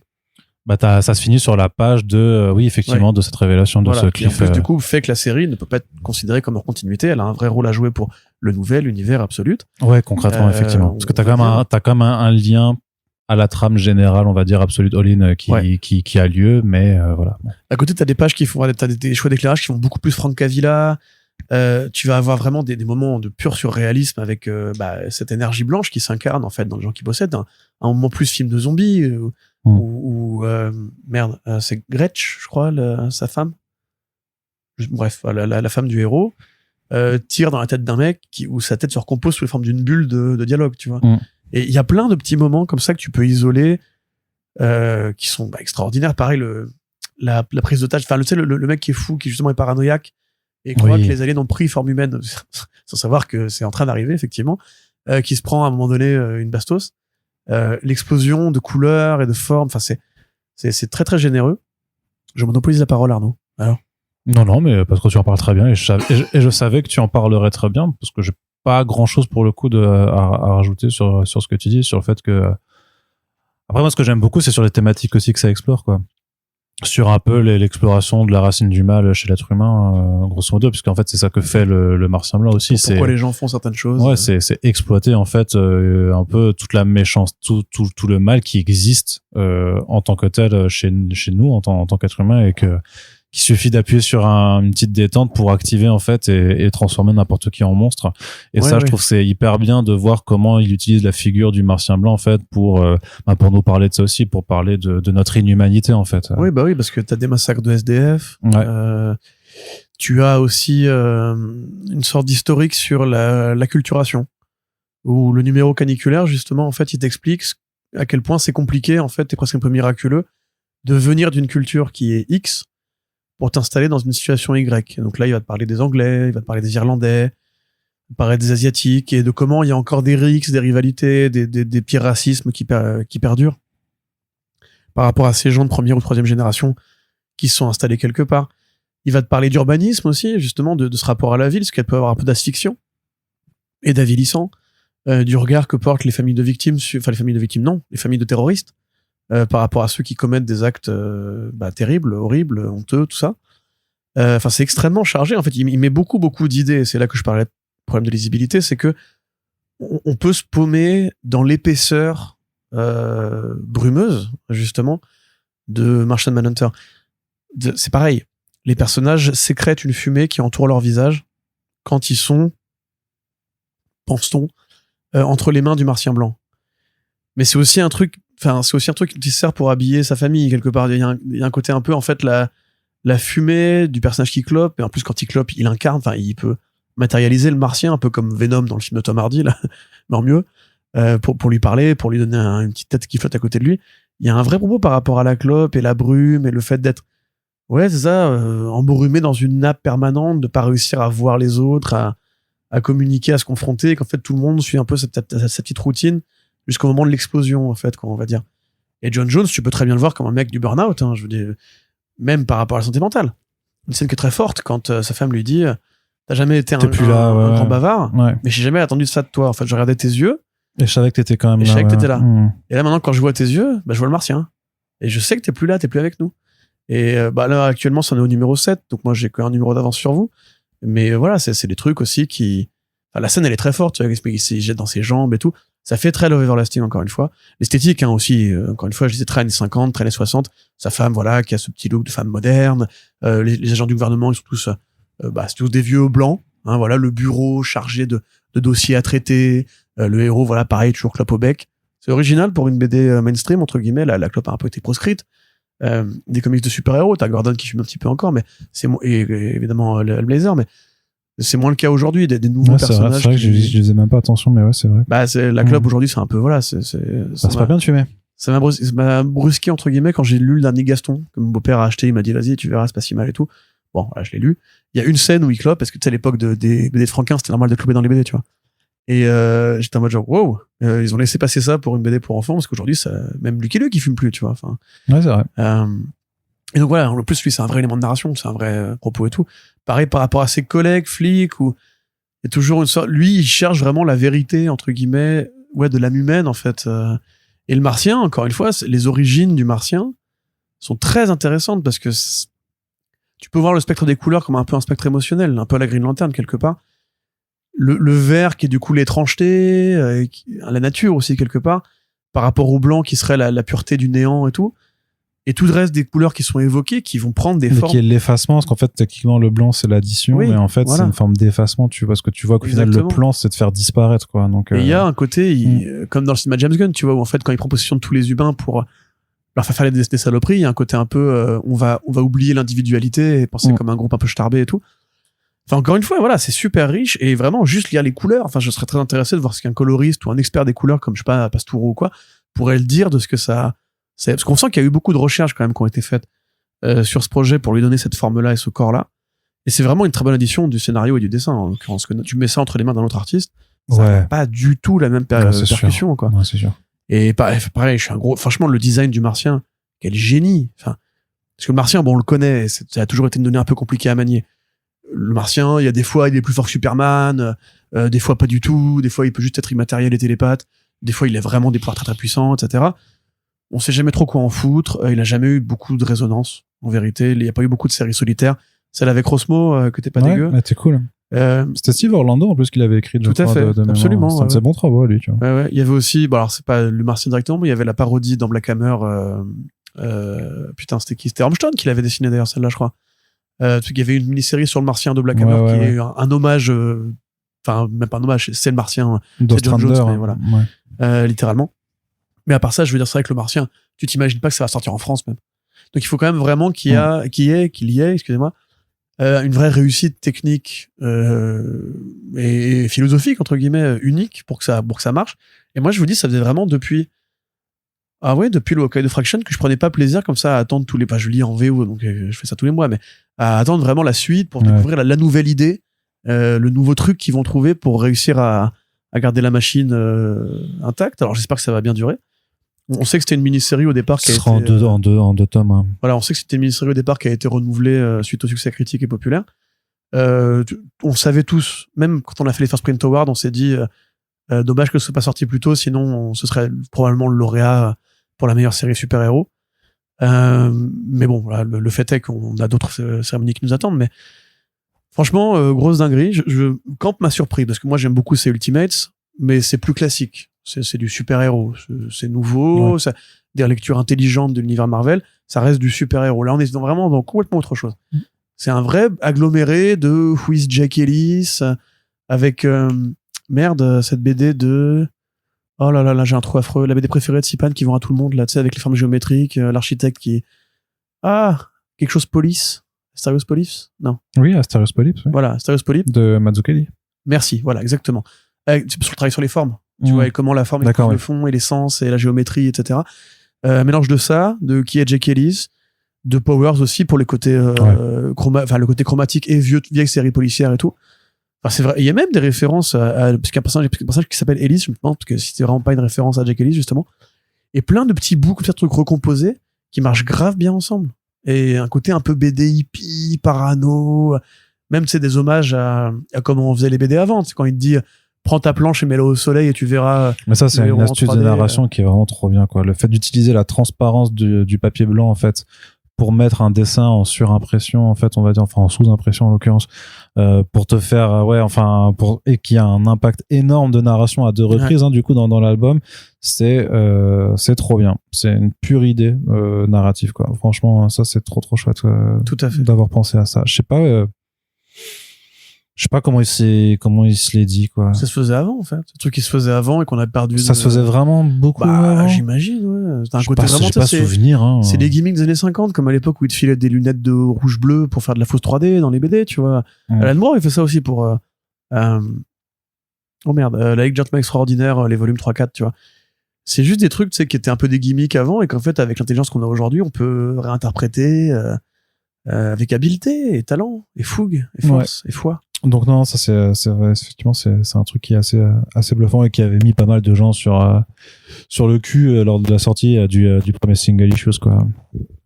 Donc non mais rien de plus à dire, hein. À ton concert laudatif en l'occurrence, non, mais c'est vraiment mieux que les Versus Avengers, quand même. Ah bah ça oui, mais voilà, tu compares pas des oranges et des pommes non plus, tu vois. Ça n'a rien à voir, mais non vraiment, c'est excellente série et certainement l'une des préférées des gens qui lisent tous les absolus, tu vois. Ce que tu cherches, ce qui est bien, c'est que ça montre aussi que l'univers absolu a vraiment des singularités, en fait, en tant que tel. Et une vraie comment dirais-je, liberté éditoriale. Ouais. On a beaucoup comparé l'univers absolu à l'univers Ultimate. Il y a aucune série, l'univers Ultimate, qui a eu les coups des franches pour faire un truc aussi particulier. Enfin, en tout cas, de mémoire, Ultimate Spider-Man, etc. C'est très bien, mais ça restait du super-héros. Là, on est vraiment sur autre chose. Ouais. Du coup, donc c'est disponible chez Urban Comics pour 18,50€. C'est marrant parce que là, je vois, tu vois, ce que je regarde toujours les fiches Bubble où les lecteurs peuvent mettre des notes. Et il y a quand même, alors il y en a 2 qui sont à 5 étoiles et qui mettent incroyable artistiquement, c'est ouf et tout ça. Et puis t'as quelqu'un à côté qui met le pire truc que j'ai jamais lu de ma vie. Et ben voilà, comme quoi, tu vois, Corentin. Ça existe pour tout. Il n'y a pas de consensus, jamais. Après, ça m'est arrivé aussi. Hein, j'ai craché sur des grands films avant qu'on m'explique pourquoi ils étaient bien. Je rappelle que c'est normal de pas toujours vouloir aller chercher l'artiste quand il t'emmène dans un chemin un peu sinueux, mais il faut aussi des fois s'investir dans une lecture. Hein. N'est-ce pas? Non, mais sans vouloir faire mon mec pédant, mais je veux dire. Mais non, mais bon. Tout c'était cet enfant de 14 ans qui voit un chef-d'œuvre à la télé et qui dit oh, c'est chiant, je m'emmerde, etc. Après, il faut essayer de voir ce que le mec a essayé ou la personne a essayé de faire. Comme quand les symbiotes sont parfois la seule porte de sortie face au xénomorphe. Non, c'est bien ça. Ça. Au moins, les gens comprennent. Mais Hickman, c'est un super exemple. Ce que c'est d'avoir des contrats, des contradictions. C'est un super exemple parce que justement, il y a une sorte de parcours de lecteur où tu commences la BD, comme Morrison d'ailleurs. Tu rentres dans Hickman, tu pannes pas tout parce que c'est un peu chargé comme lecture et puis effectivement, ça peut paraître prétentieux et trop cérébral et pas assez organique. Et puis après, tu vas lire un truc plus facile qu'il a fait, ou alors t'accumules de la lecture en cours de route, comme pour les Fantastic Four, tu vois. Moi, quand j'avais commencé, j'étais en mode, non mais c'est bon, frère, tu vas me refaire tous les FF, là, point par point, tu me fais chier. Et en fait, après, je suis revenu, et je me suis dit, ah merde, non, mais en fait, c'est une super digestion de toute l'histoire du truc, c'est un peu un vrai héritier de la philosophie un peu utopiste de Kirby et tout, hein. Et comme Morrison, je veux dire, la Bat Révolution, il y a beaucoup de gens qui l'ont lu, ils ont rien bité, tu vois. Mais une fois que t'as compris que c'était vraiment toute la réécriture de la continuité, et bah tu dis ah ouais c'est super bien, tu vois, il y a des fois il y a des lectures, il faut s'investir. Mais je ne vous juge pas si vous avez pas aimé, attention, je dis pas c'est un truc il y a que les cons qui ont pas aimé, hein. Je dis juste que là en l'occurrence ça me paraît dommage de juste balayer ça d'un revers de la main en disant c'est nul, alors qu'il y a quand même pour le coup une vraie envie de pousser le format BD au sens propre, hein, plus loin que d'habitude. Et c'est agréable de la part de DC Comics d'avoir validé un projet pareil, alors qu'encore une fois c'est pas un personnage très populaire ou très très vendeur. T'es d'accord? Oui. Ouais. Qu'est-ce que je viens de dire? Je t'ai pas écouté. Voilà. Excuse-moi, pardon. Qu'est-ce que je voulais... Non, en plus, parce que je regardais l'heure et je me disais, il faut quand même qu'on enchaîne. Normalement, les back issues, on les fait plus courts. Parce qu'on a moins de bouquins.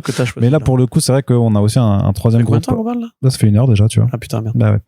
Et donc, on va terminer quand même avec un autre très très bon bouquin sorti en fin d'année dernière, en novembre, chez Delcourt. C'est le dernier volume en date de Criminal, The Knives en VO, Les Acharnés en VF. Corentin. Ah là là. Est-ce que ça fait pas plaisir quand même de Ed Brubaker et Sean Phillips, dont on a parlé de tous les bouquins sortis depuis pas mal d'années, hein, et dont là c'est le premier nouveau volume de Criminal depuis Un été cruel, qu'on avait encensé à l'époque déjà sur First Print. On avait dit que c'était hyper bien. Et peut-être l'un des meilleurs Criminal dans la continuité. Hein.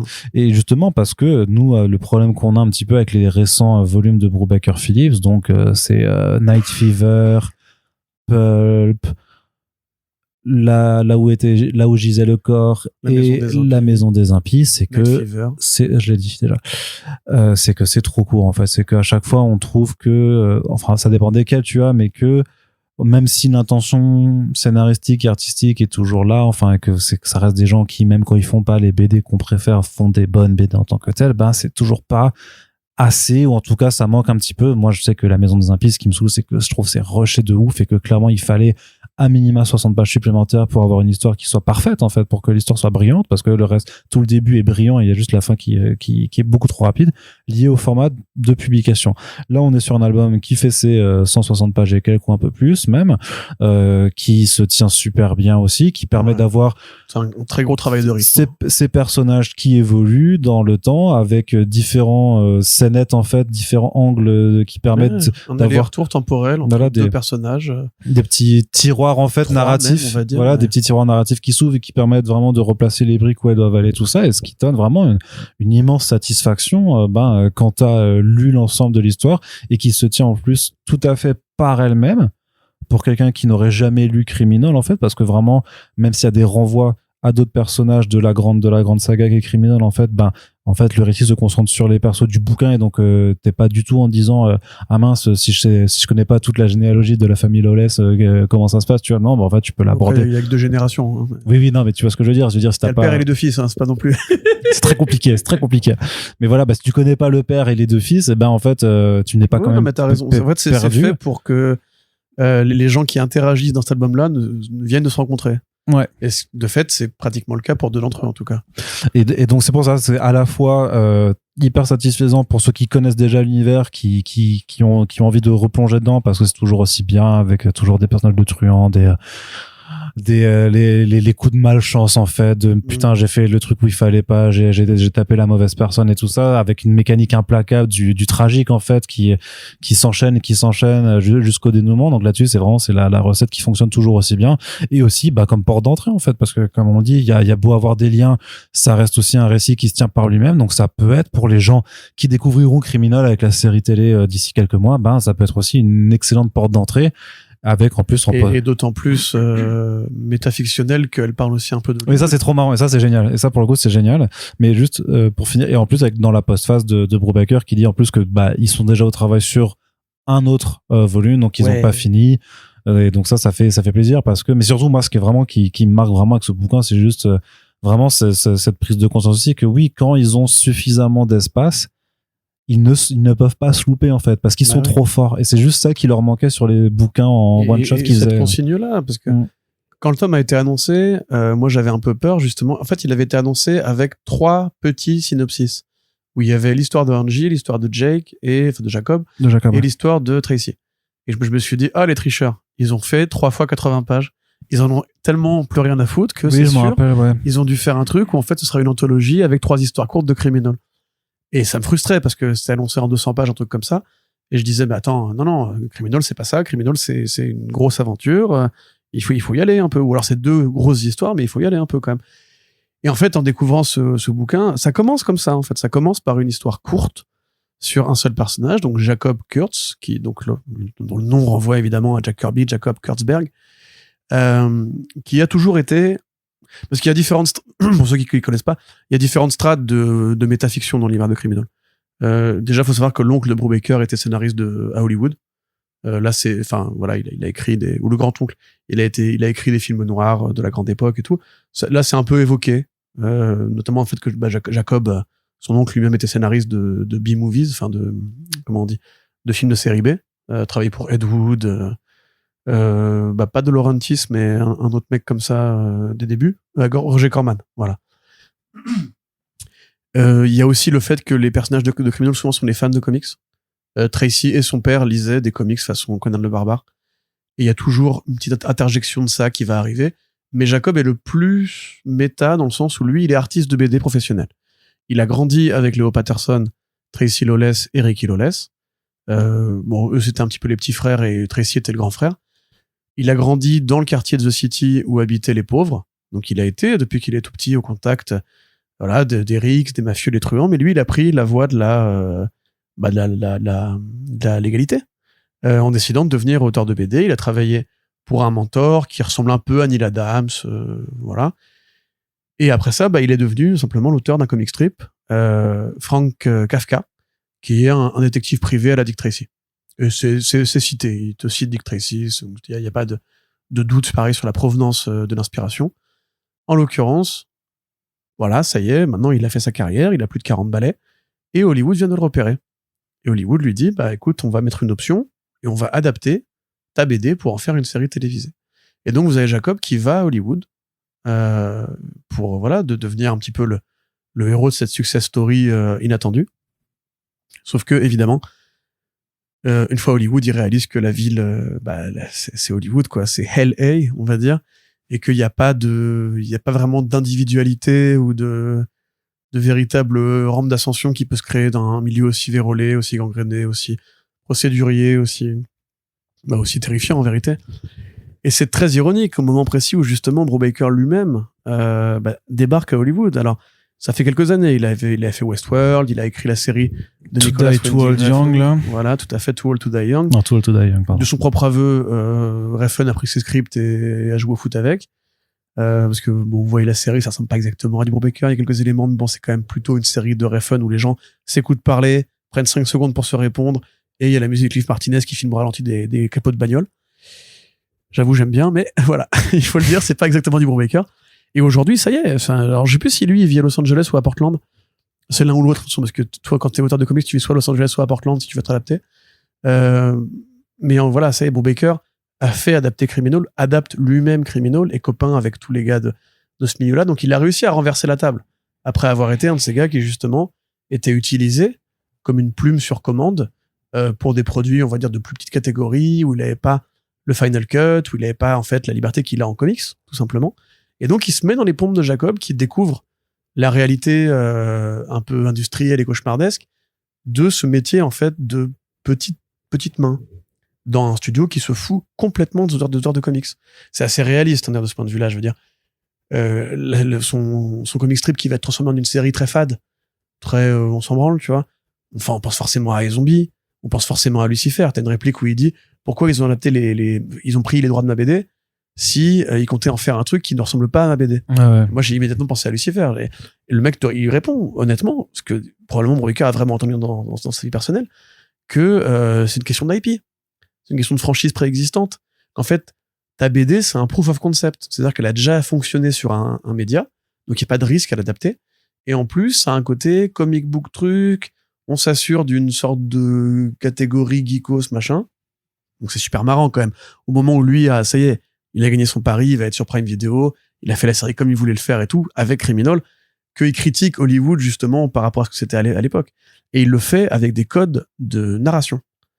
Hollywood, dans le cinéma américain, c'est justement cette ville, en fait. Cette ville ombrageuse, c'est la ville de Big Lebowski, c'est la ville de Under the Silver Lake, c'est la ville du crime, un peu, tu vois aussi. C'est la ville, en fait, du cinéma. Donc le cinéma, c'est quoi? C'est l'imaginaire, c'est le rêve. C'est aussi le film noir, qui a beaucoup influencé Brubaker. Il a déjà fait une BD sur Hollywood tout entière, son duo noir. Là, il revient, mais il revient côté coulisses et côté auteur. Donc, il se met dans les abîmes des coulisses. Les séries télé, et ce qui est marrant, c'est qu'il avait dit à l'époque de Fade Out qu'il voulait faire la même chose, mais sur les séries télé. Donc, je me demande, et vu qu'il l'a toujours pas fait, je me demande si c'est pas une façon un petit peu détournée d'en parler un petit peu quand même, tu vois. En tout cas, moi, c'est ce que ça m'a immédiatement évoqué en disant, en fait, son projet, il le réadapte en faisant quelque chose plus ancré dans le moderne et dans le réel, tu vois, ce qu'il voulait faire sur la télé, mais dans les années, je sais plus dans quelle décennie, quoi. Là, il le fait à l'heure moderne. Je dis, bon, il a trouvé une façon de détourner, mais c'est vrai que c'est marrant, la temporalité de se dire, c'est le volume qui va sortir alors que la série arrive aussi. Et je me suis juste dit, j'espère que ce dont tu parles avec Jacob, c'est pas ce qui t'arrive à toi sur Criminal en tant qu'hôtel, tu vois, que c'est pas un pré-shot. Non, je pense que ça remonte plutôt à plus loin, à mon avis, tu sais, comme non, mais à l'époque où Sleeper devait être adapté et tout. Non, mais je pense que ça a d'autres optionné, etc. Mais là, c'est pareil, parce que Hollywood poursuit Brubaker depuis très longtemps, je veux dire, en fiction, attention. Oui. Dans Reckless, le héros vit dans un cinéma. Il mène une enquête sur une ancienne Scream Queen de série B qui est inspirée par Elvira. Il y a toujours eu des trucs qui traversaient comme ça, parce que lui, c'est un gros cinéphile des années 50, 60, 70. Il a vu le Parrain, lui, en plus, c'est sûr. Évidemment. Oui. Tous les polars, tous les films noirs, tous ces machins-là ont influencé son écriture et son style. Et là, il va visiter donc les coulisses. Et ce qui est trop marrant, c'est qu'en fait, son flic s'appelle Frank Kafka. Et il t'explique qu'en fait, dans ces histoires, il y a toujours une morale un peu absurde à la fin, qui justement évoque l'écriture. Kafkaïenne. Et évoque l'écriture kafkaïenne, effectivement. Kafka, généralement, il présente ses héros comme en lutte, ou plutôt dans le labyrinthe piégeux d'un système. Comme dans Le Procès, par exemple. Les héros de Kafka sont devant une machinerie incontrôlable, qui est beaucoup trop grosse pour être vaincue, et dans lequel un humain sincère va se paumer. Ce qui est exactement ce qui arrive à Jacob dans son histoire à lui. Et à la fin, il y a une petite morale un peu sardonique dans ses comic strips, ce qui lui arrive aussi à lui, parce qu'il réalise que depuis le début, c'était un piège, on l'a fait venir pour se faire alpaguer les droits, en fait, parce que son avocat avait trop bien négocié, et après, on recrache, entre guillemets. C'est, franchement, rien que cette histoire-là, ça pourrait être un petit album, absolument génial, ça pourrait très bien fonctionner. Et quand tu arrives à la fin, tu dis, voilà, ça y est, j'ai eu mon petit épisode de Jacob, maintenant on va passer à Angie et à Tracy. Et là, hop, il t'ouvre une porte et il dit, non, c'était un tiroir, maintenant on va passer la suite et on y reviendra après, t'inquiète pas. Et là, tu retrouves Angie, donc l'héroïne de My Heroes Have Always Been Junkie, que maintenant tu comprends méritait plus qu'un 3/5, cher ami. Puisque justement, Angie n'avait jamais eu vraiment d'intrigue pour elle dans la saga expliquait criminelle. Comment elle en était arrivée. C'est ça, c'est la petite que Patterson sauve à la fin de Coward et qui est élevée par Gnarly, le barman de Undertow, où enfin on va voir sa vraie histoire réelle. Parce qu'on avait eu Elle ment dans My Heroes Have Always Been Junkies. Elle se fait passer pour une autre meuf pour piéger le petit gosse de riche et tout. Là, on a sa vraie histoire. Et comme d'habitude, Brubaker sait très bien écrire les ados, les jeunes en rébellion. En perdition. Ouais. Voilà, une bonne partie de sa bibliographie vient de là. Lui-même, c'était un jeune un peu voyou, un peu junkie, etc. Qui a fait de la garde à vue. Voilà, effectivement. Donc, il arrive très bien à trouver la sincérité qu'il faut pour écrire la vie de cette nana-là. Le rapport au père qui meurt, pareil, très présent chez Brubaker. Là, d'autant plus qu'il y a plusieurs figures paternelles, une en prison, une qui clame d'un cancer. Il parle aussi du système des hôpitaux américains. Ouais. Tu sais, où il dit, en fait, tout le monde fait semblant que ça fonctionne, tout le monde s'en bat les couilles. Les médecins, les guichetières, les infirmières, tout le monde te dit juste, attends ton tour, et en fait, on te fout à l'hospice pour crever, tu crèves au ralenti, et c'est une euthanasie facturée, en fait. Et ça, tu vois, ça c'est pareil, ça, je pense que ça évoque des choses, mais dans les interstices, tu vois, il te place ces petits discours sociaux et tout, qui sont super bien faits. Il te place après l'amitié géniale pendant le Covid, en plus, entre Jacob et Angie, où là, c'est brillant, tu sais, il te cite les Monty Python, il te cite des vieux films et tout. Et c'est brillant parce que du coup, tu vois vraiment le côté un peu daron. Je pense pareil que Brouby a dû vivre quand il y avait Jacob Phillips qui venait à la maison et qui regardait ses DVD avec lui, tu vois, des conneries comme ça. C'est super humain, c'est super sincère, c'est plein de références, c'est très très bien dessiné. Enfin, vraiment, le graphisme, il est top, toujours dans les nappes, dans l'atmosphère, les regards. C'est à la fois réaliste sans l'être, c'est stylisé, enfin, ça déchire et tout. Et après, tu comprends que ça va en plus embarquer toute la grande mythologie criminelle avec les Hyde, avec la tradition du crime organisé. Et on va enfin voir The City en entier, ce qui n'était pas le cas de My Heroes Have Always Been Junkies. Et même Cruel Summer était beaucoup plus centré sur Tig et son fils, en fait. Et la nouvelle femme qui arrive dans l'équation, etc. On avait perdu de vue un peu ce côté. En fait, non, c'est une ville où il y a quand même beaucoup de gangsters qui se font des saloperies. Et qui se connaissent, ouais. Voilà. Et ce côté familial, ouais. Parce qu'en fait, pareil, Angie, quelque part, Patterson, c'était un héros. C'était un grand braqueur, tu vois. Le fait que elle a été sauvée, élevée par Gnarly. En fait, est-ce que les gangsters ont de l'honneur? Est-ce qu'ils sont encore en famille et tout? Et là, tu vis toute cette histoire, tu dis, putain, c'est trop bien écrit, je me régale, et là, virgule, on n'a pas fini l'histoire avec Jacob. Et comme tu dis, c'est l'amplitude qu'ils mettent. Moi, je t'avais dit ça sur Messenger, je pense qu'ils ont besoin de revenir au monde de Criminal pour se ressourcer, en fait. Il y a eu ce côté, on crache beaucoup d'idées automatiques. Ou plutôt jetables, tu vois, comme Night Fever, comme là où gisait le corps et tout. Non, mais ils ont besoin de faire ces petits à côté pour justement retrouver l'énergie pour donner le meilleur d'eux-mêmes dans Criminal, en fait. C'est l'inverse, tu vois. Ils se ressourcent ailleurs pour aller ensuite remettre le bordel. Et en plus, tu sens cette maturité. Genre, par exemple, Jacob, il pourrait renvoyer un message à Karma, la nana, pareil, le fait appeler quelle meuf Karma, c'est trop marrant, tu vois. Karma, la meuf avec qui il était à l'époque, mais il est réaliste, tu vois. Il dit, mais attends, c'est pas un happy end, on n'est pas à Hollywood, justement, ça va pas se passer comme ça. Même avec Angie, tu vois, elle sait très bien comment ça va finir avec son mec. Et pourtant, c'est tragique quand même, tu vois, quand ça arrive et tout. Et quand Tracy revient, justement, Tracy, si tu connais du monde de Criminal, tu l'as vu depuis qu'il est petit, en fait. Quand il accompagnait son père faire des braquages en bagnole, qu'il lisait ses comics et tout. Puis tu l'as vu adolescent partir au service militaire, laisser son frère se faire casser la gueule par son père alcoolo. Tu l'as vu revenir venger le mort de son frère. Enfin, tu l'as vu vraiment dans tous les états.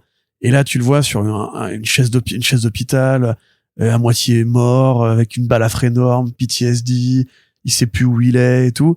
Enfin, il y a un côté, tu sais, c'est un univers qui maintenant a vraiment beaucoup de bouteilles et de profondeur. Et lui-même, il te dit, mais peut-être qu'il faut que j'arrête de combattre qui je suis, en fait. Et que c'est ça, la solution de ma vie. C'est qu'en fait, je suis pas un gangster, je suis pas un assassin, je suis pas un soldat, je suis un peu entre les deux. Je suis un peu le dernier survivant de Tig Lawless, en fait, le seul mec qui était un peu libre dans cette ville de Starbé. Et donc, c'est comme ça qu'on va continuer la saga, en fait.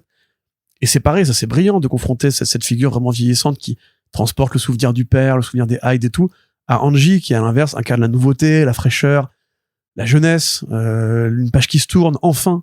Parce que quand même, ça fait 15 ans qu'on parle de Ricky, de Léo, de Tracy, etc. Et tu te dis, maintenant, Brubaker, c'est un vieil homme aussi, quelque part. Sean Phillips, son gamin, il est en âge de conduire, entre guillemets. Oui. Évidemment, il travaille avec eux. Mais tu vois ce que je veux dire? Ça y est, on sent aussi que c'est des darons, quoi. Et ça sent la BD de darons qui ont envie de laisser un souvenir plus neuf et tout. Enfin, vraiment, moi, je me suis régalé. J'ai baffré ça comme un enfant. C'est de la puff atomique. Je continue, je pense, quand même à préférer Un été cruel, enfin Cruel Summer, parce que la série, eux ils disent Cruel Summer parce que c'est des tricheurs un peu. En vrai, c'était la série Criminal de 12 numéros où il y avait Bad Weekend, le numéro 1 qui était l'intro en fait de Cruel Summer, et les 2 numéros sur Tracy, sur Ricky, pardon. Et tout ça ensemble, c'est le meilleur volume de Criminal que t'as jamais vu. si tu mets Cruel Summer de côté en un seul album, oui, c'est du même tonneau, c'est aussi bien. Mais Cruel Summer, t'avais vraiment ce côté, un numéro, un point de vue différent et un vrai chassé-croisé que tu peux faire en single. Là, ils retrouvent un peu leur marque dans cette alternance de... et pareil, il y a les tangentes qu'ils font pour te dire, top, on vous explique un élément. Oui, c'est trop bien ça. C'est les interludes, les parenthèses, les parenthèses sont trop bien, quoi. C'est un exercice de rythme, de comment faire tenir autant de trucs qui pourtant parlent de choses différentes en plus, tu vois.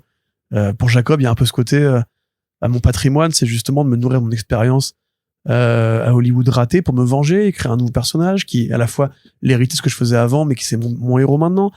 Je vais devenir un auteur indépendant et je vais dire je vous emmerde à mes voisins gentrifiés. Et à côté, t'as Angie qui est là pour dire moi je suis littéralement une orpheline de guerre.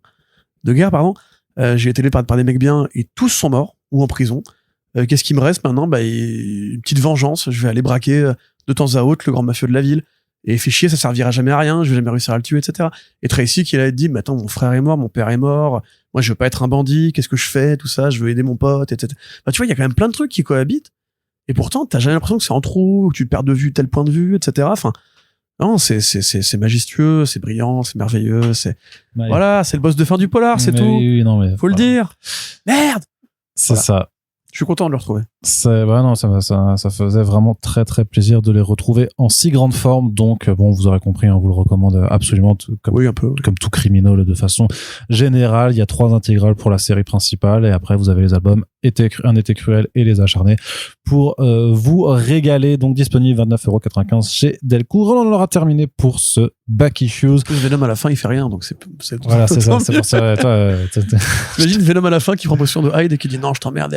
C'est ça. Joli crossover.